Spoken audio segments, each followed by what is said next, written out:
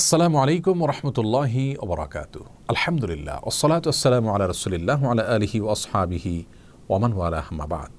সুপ্রিয় দর্শক শ্রোতা ভাই বোন, সলাতরত অবস্থায় আমাদের চোখ খোলা রাখা উচিত নাকি চোখ বন্ধ করেও নামাজ আদায় করা যাবে?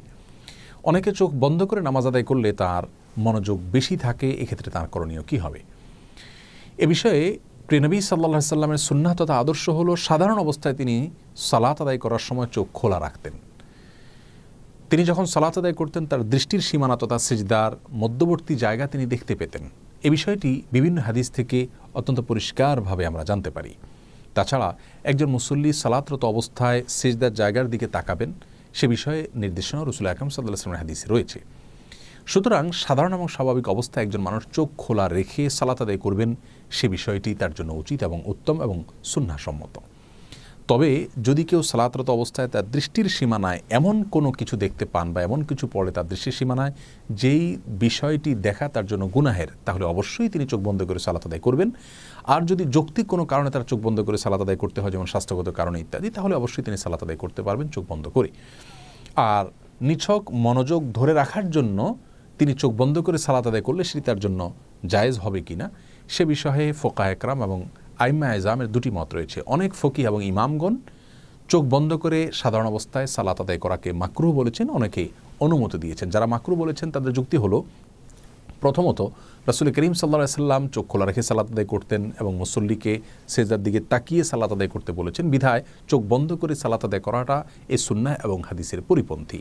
আর দ্বিতীয়ত কোনো কোনো বর্ণনা দ্বারা জানা যায় যে ইয়াহুদিরা চোখ বন্ধ করে ইবাদত করতো, সালাত আদায় করতো, বিধায় তাদের সঙ্গে যেন মিল না থাকে বা বৈপরীত্য থাকে, আমাদের ইবাদতের যেন স্বাতন্ত্র্য থাকে, সেজন্য আমাদের চোখ খোলা রেখে সালাত আদায় করা উচিত, চোখ বন্ধ করে সালাত আদায় করা মাকরুহ।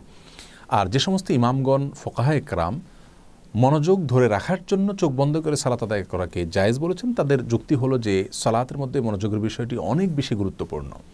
অনেক সময় মনোযোগ না থাকার কারণে সালাত অনেকটাই অর্থহীন হয়ে যায়, যার কারণে এই গুরুত্বপূর্ণ বিষয়টির খাতিরে যদি কারোর চোখ বন্ধ করতে হয় তাহলে সেটা একটা ওজর বলা যেতে পারে।